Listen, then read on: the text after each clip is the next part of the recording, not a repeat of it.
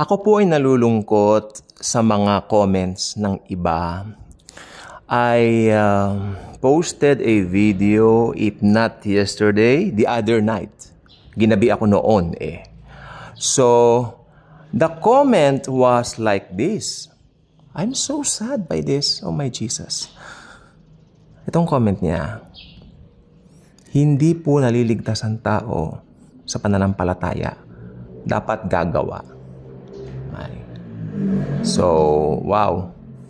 Ito, because ang aking topic doon sa video ay meron ng sinful nature ang bawat tao. Bata pa lang.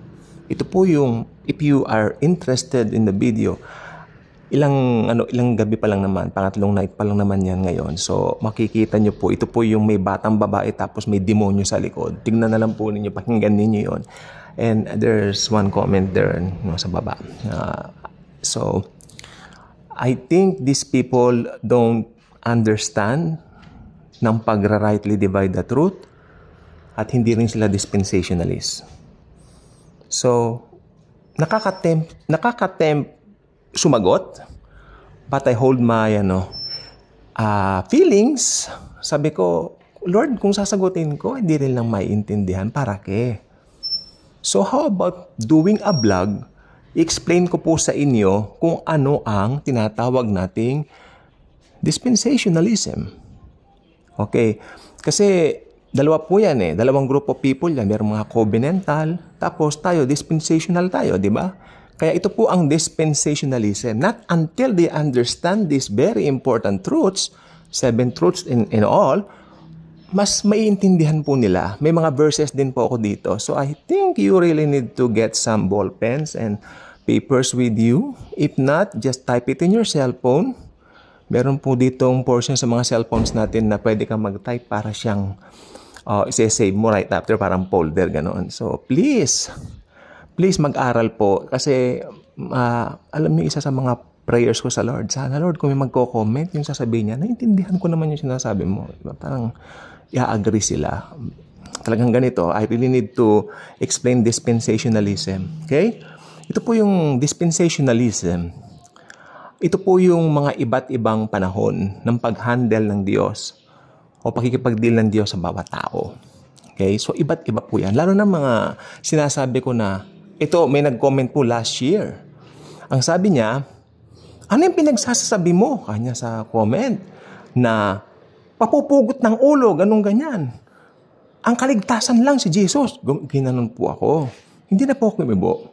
Sabi ko, probably, Lord, this person don't know dispensationalism. So, ito na po yung dispensationalism. Makinig po tayong mabuti sapagkat napaka-importante po nito. Right after this, at napakinggan nyo ito, i-consider na lang po ninyo ang sarili ninyo kung bakit kayo magiging negative pa rin doon sa mga pinapaliwanag ko, ano? Dispensationalism, okay? Meron po siyang 7, paano ko ba sasabihin ito? Yan, 7 dispensation, di ba? To be safe, okay. Number 1, handa na ba mga lapis at papel? Mas maganda ballpen po at papel. Okay. Dispensation of innocence. Wow, bongga. Number 1, ano yun? Dispensation of innocence.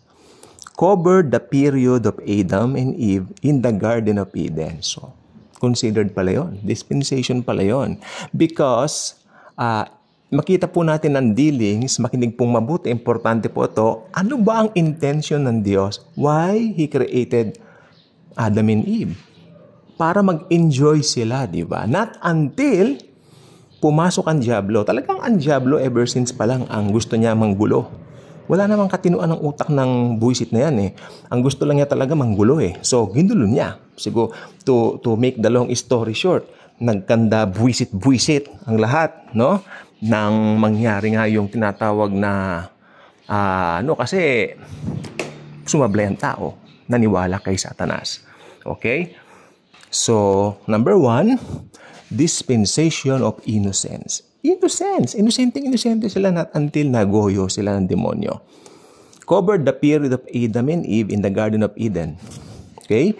Mga verses, Genesis chapter 1, 28 to 30, and chapter 2, verses 15 to 17. Okay, number 2.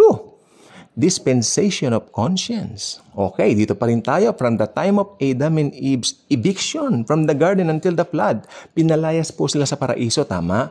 So, again, dispensation of conscience. Ibig sabihin, napansin niyo ba, nagkaroon na ng konsensya ang tao, nalaman nila, hubad sila. Sino nagsabi sa inyong mga bold star kayo, ng Diyos? Sino nagsabi sa inyo nakabomba kayo?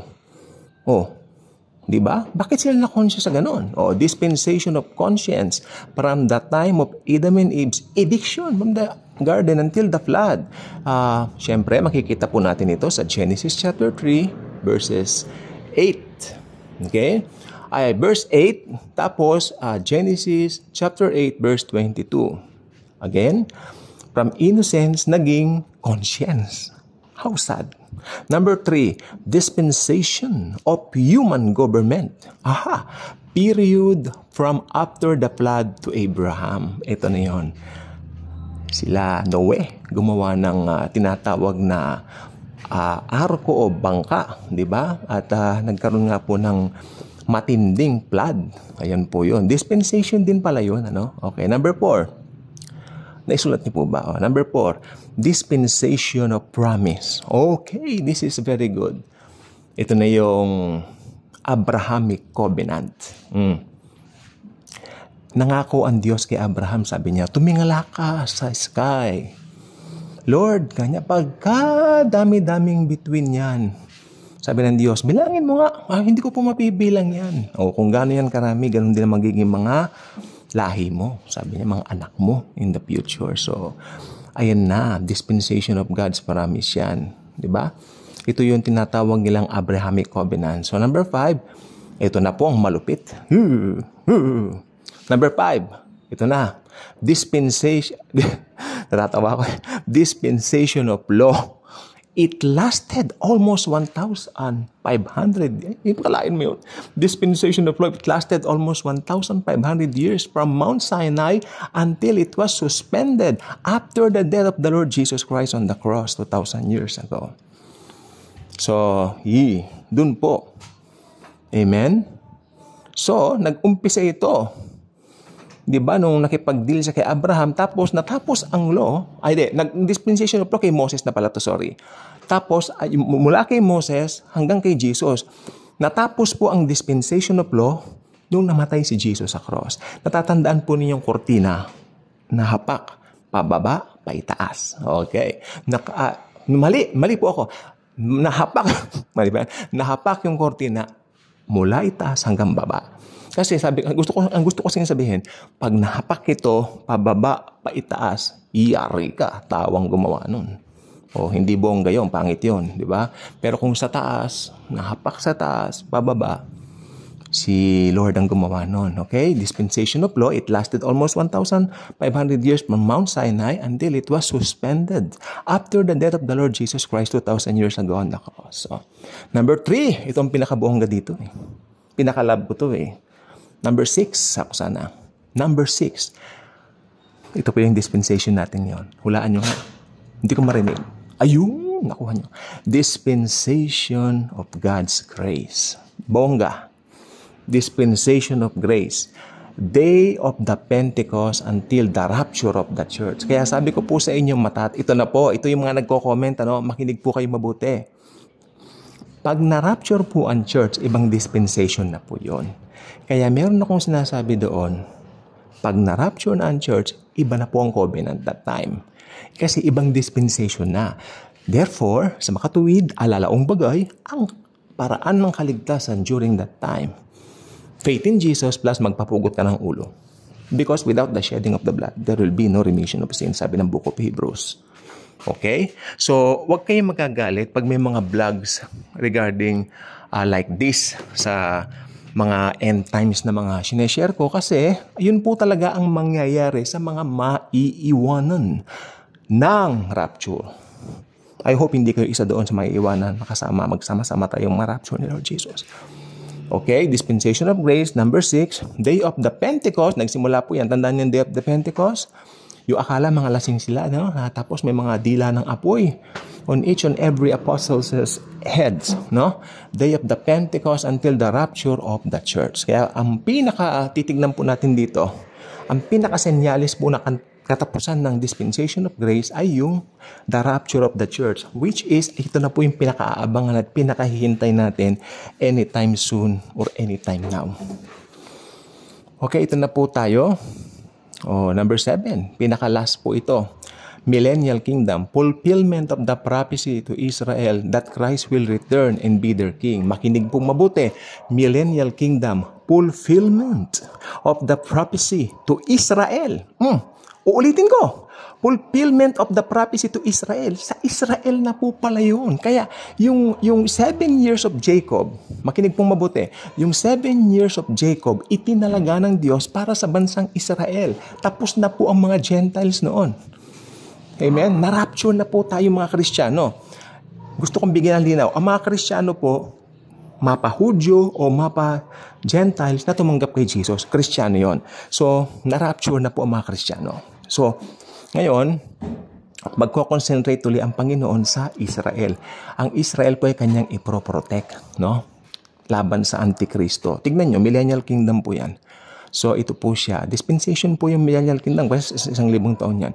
Fulfillment of the prophecy to Israel that Christ will return and be their king. Kasi nireject nila si Jesus for a long period of time. Kaya ang mangyayari, ano po, pag dumating si Jesus, mayroon pong hula sa Zechariah, luluha pong ang kanilang mga mata. Ang kanilang mga mata ay lumuluha mong sinasabi, Lord Jesus, hindi namin alam na ikaw pala ang pinakamakapangyarihang Diyos. We don't know that you are the Almighty God. Sorry, Almighty God. Sorry, Almighty Lord Jesus, Almighty God. Amen. Yun ang mangyayari dyan. Ikaw pala ang Diyos. Ikaw pala ang Almighty God. Hindi namin alam. Sorry. Yan, sasabihin nila kay Jesus yan. So, ayun. Sinare ko lang po sa inyo. Para at least, pag may mga share na ganyan, go to this video, click it, listen to it, enjoy it. Thank you, and Jesus truly loves us all.